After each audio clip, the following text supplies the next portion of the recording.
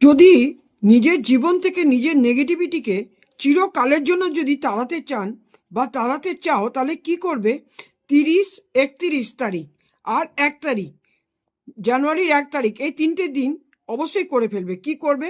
কোনো সাধারণ উপায়, এক এই যে রসুন দেখছো, মানে গার্লিক যেটাকে বলে রসুন, রসুনের এই চোখলাটা নেবে, এই এই যে এরকম জিনিসগুলোকে এরকম নেবে। আর নেবে হচ্ছে পেঁয়াজের এরকম চোখলাটা নেবে, কোনো পেঁয়াজ না, ভেতরের জিনিস না, চোখলাটা নেবে।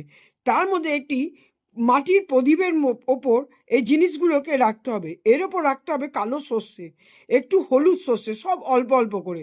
তারপরে রাখতে হবে একটু হিং, তারপরে রাখতে হবে কর্পূর। রেখে এইটা ঘরের মেন গেট থেকে পুরো ঘরে ঘুরে ঠিক দক্ষিণ দিকে রাখবে। এর মধ্যে তেল দেওয়া থাকবে।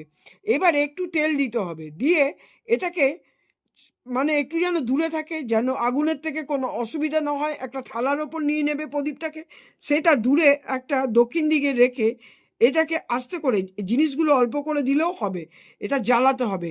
তাহলে পরপর এই কটা দিন করলে জীবন থেকে নেগেটিভ দোষ দূর হয়ে যাবে।